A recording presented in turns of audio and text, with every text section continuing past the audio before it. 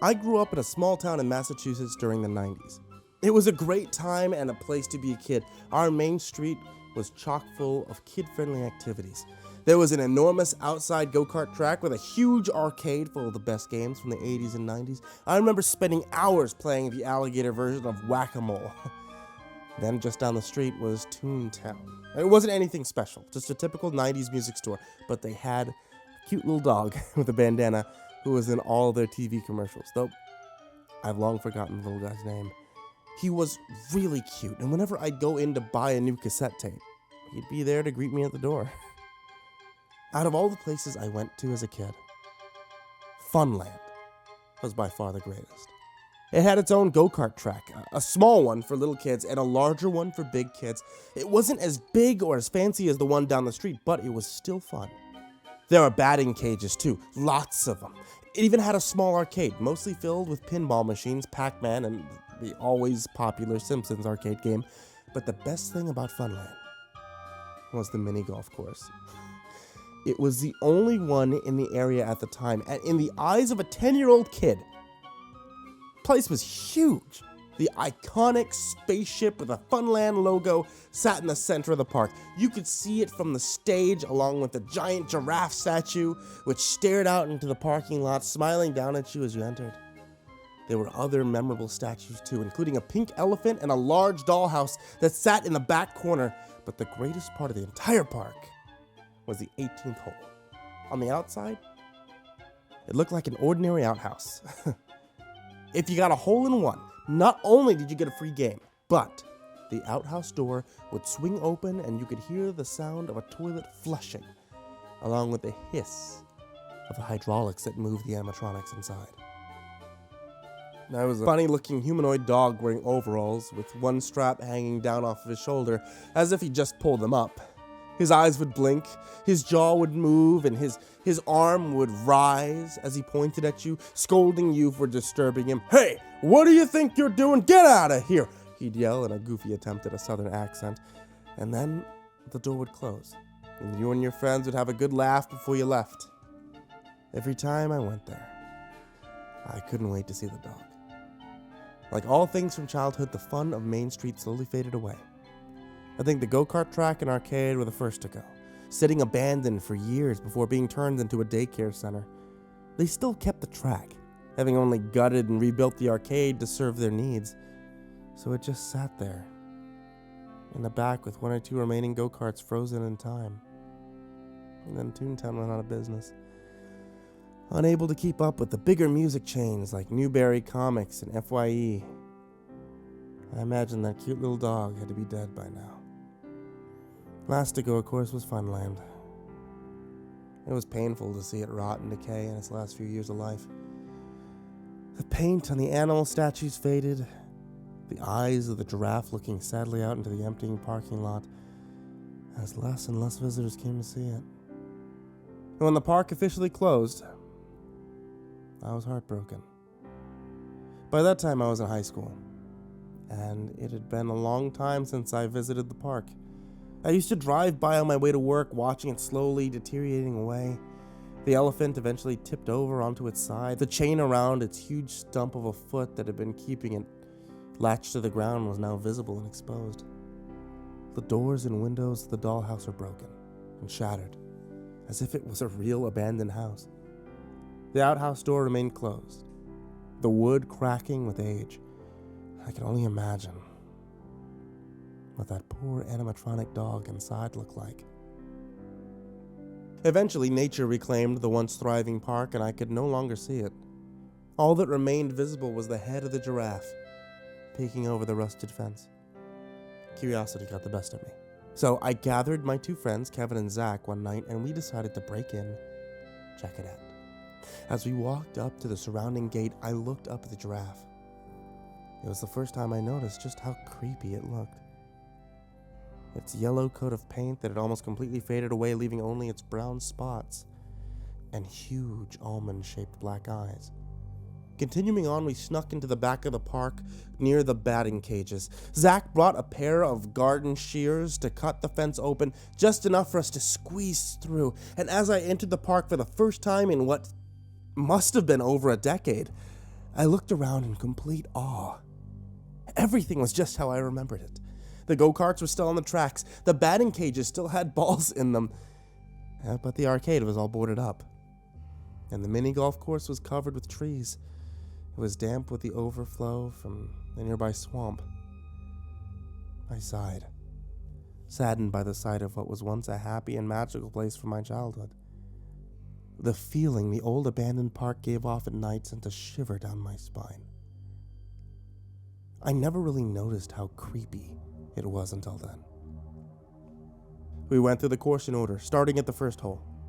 There was nothing special, just the usual challenging mounds of fake grass, now moist with rain. The swamp hadn't reached this far yet. As we continued, we walked past the pink elephant, now a shade of ghostly white. He lay on his side, eyes staring vacantly out into the park, as if he'd just expired. I ran my fingers over his massive head before moving on. The dollhouse was the next memorable thing we came across. It looked like a miniature haunted house. I half expected a broken door and window to be boarded up like the arcade was, but you could still see inside. Little pieces of furniture were all toppled over and spilled out on the ground. Now this is the part of the park where the swamp had touched. The smell wasn't as bad as I thought it would be. The town was covered with swamps as it was. We couldn't reach the entire back section unless we wanted to wade through the disgusting water. Our only choice was to head straight to the 18th hole. Finally, the part of the park I wanted to see the most. More than anything, I wanted to see that dog again. There was half nostalgia and half an exciting sort of fear of what it would look like. Was it even still there? Was it in good condition? Preserved by the outhouse? Or was it like everything else in the park? Sad and neglected after all this time. I couldn't wait to find out. Did you bring it? I asked Kevin. He nodded and handed me one of his dad's golf balls. I held it in my hand, sighing deeply as I ran my thumb over the grooves. I had stepped up to the outhouse and peered underneath where I knew the hole would be, when there was a sudden flash of light, temporarily blinding me. "What the fuck, Zach?" I complained, blinking away the yellow-white spots in my eyes. "I was trying to help," he replied moodily. "Let's just hurry up and get out of here." "Yeah," added Kevin. "This place is giving me the creeps." "Not until I see him," I snapped. I'm sure I must have sounded crazy. I was talking about the dog as if it was a person. To me, he was more than just some sideshow attraction to be gawked at. He was a part of my childhood. It was like I was about to meet an old friend who I hadn't seen in ages. My friends didn't reply. Zach simply kept his flashlight pointed beneath the outhouse, and Kevin sighed in annoyance, tapping his foot impatiently. But now we could all see it. The hole. The white tube in the ground that brought the golf balls back into that little hut at the entrance that once contained all the golf balls and clubs. It was barely visible over the mound created by the fake turf, but it was still there. And I had a clear shot. I placed the ball on the ground and aimed carefully, rolling it towards the hole. We could hear the ball enter the pipe, the sound of the swirling down into the ground echoing in the silent park. Zach and I stepped back beside Kevin, the light now shining on the outhouse itself. I clenched my fist in anticipation, wishing with all of my heart that it would somehow still work, that the door would open and the dog would still be there. It was a stupid wish. We all jumped at the sudden sound of the once familiar flushing noise, now slightly distorted. And then the doors began to move, and the loud hiss of the hydraulics resonated through the night. We stood there, breathless and silent. It worked! We actually made it work!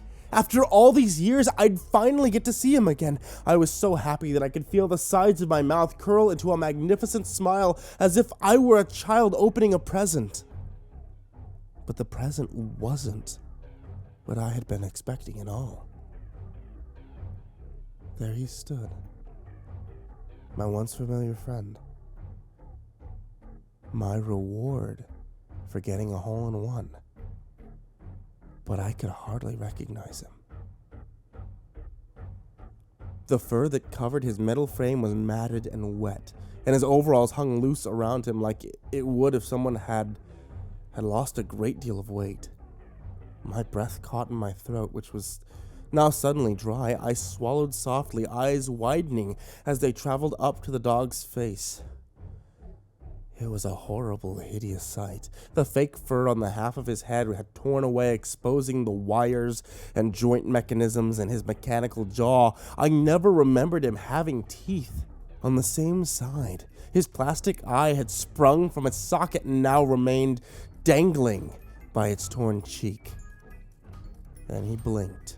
The mechanism on the broken eye shuddered around the exposed wire, releasing small sparks. More sparks flew from his arm that shot up with a clang as the hinge on his jaw creaked and his mouth flopped open. He spoke. "What do you think you're doing?" The funny southern drawl of his voice was completely gone, replaced by something raspy and angry. And although I could hear the chilling distortion in his voice box, he sounded more human than I remembered. Zach dropped his phone and slowly backed away, screaming as he stared into the dog's one good eye, which seemed to turn on him at the disturbance. Then somehow, the dog moved forward. He wasn't programmed to walk, and as far as I knew, the hydraulics attached to his back only sat him up. He wasn't supposed to walk, but by God, I saw that once furry animatronic dog from my childhood step out of that old, weathered outhouse towards us. I stood there, frozen in fear, staring at it. "Fuck this," I heard Zach utter before he, too, left me. And now I was alone. With him. I had spent so many years thinking about this very moment. I spent countless hours thinking about this dog and wanting to see him for one last time, but I knew then I should never have stepped foot into this old park. My childhood was dead, as broken as the wires and metal rods that barely held the dog together. He seemed to watch Zach go. His good eye turned with a crackling sound as he watched him disappear into the darkness. Then he turned to me. "Get out," he commanded, his arm still pointing now in the direction of the parking lot where the headlights of Zach's car had just turned on. I didn't move. I could only stare. Was this some sick nightmare? Some bizarre fantasy my brain thought up to get my mind off a time I could no longer return to? The thing stepped closer, its disfigured face near inches from my own. The smell of wet dog seemed to invade my nostrils. "Get out of here," it boomed, the voice box short-circuiting as if it had exploded before slowly fading out. It sounded like multiple voices had spoken, all deep and aggressive, almost demonic. This time, I listened and ran as fast as I could through the park, which was dimly lit by the headlights of the car. My eyes darted around. The once familiar area now seemed foreign and strange. I couldn't tell where I was going. I heard the sound of children laughing and the trumpeting call of an elephant and the clanging and grinding of metal gears. And when I finally reached the fence, I tried sliding through the hole where we came through, but I got stuck on something. I looked down to see if my jacket was caught, but it wasn't. Then I looked back. Staring right into my eyes was one white plastic eyeball with a painted-on black pupil. My eyes widened, staring back into the black spot as if it were a hole, ready to swallow me alive, and then I discovered the reason I was stuck. The hand of the animatronic dog was gripping the back of my shirt. I know that hand was supposed to be stuck in the pointing position. It didn't have any mechanical functions to actually open and close. But then again, the dog wasn't supposed to be walking anyway. "You shouldn't have come back," I heard it whisper, sending a chill up my spine. And then it released me with a shove, and I fell through the opening in the fence. Scrambling to my feet, I ran to Zach's car, not once looking back as he sped off down Main Street. It's been 5 years since that night.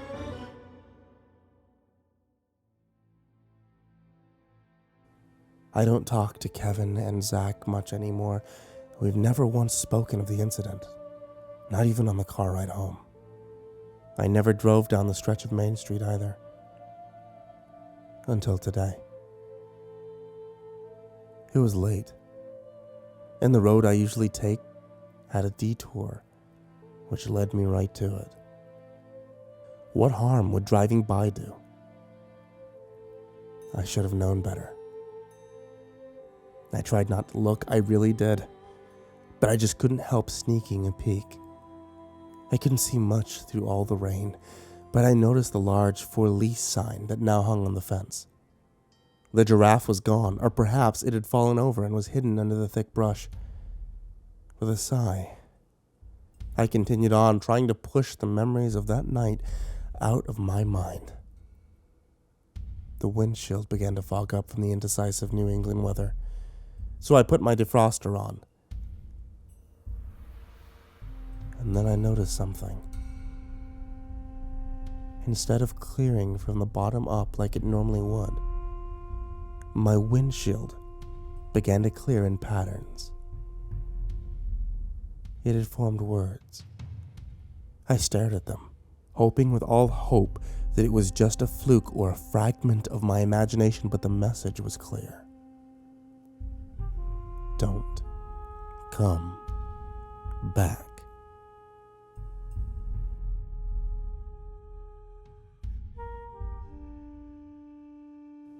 When the police asked me what caused me to crash into the pole just outside the abandoned park, all I could do was wrap the blanket they gave me tightly around myself as I stared back towards the bushes and trees that concealed the location of the 18th hole.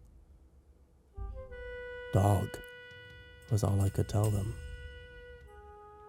It was that dog.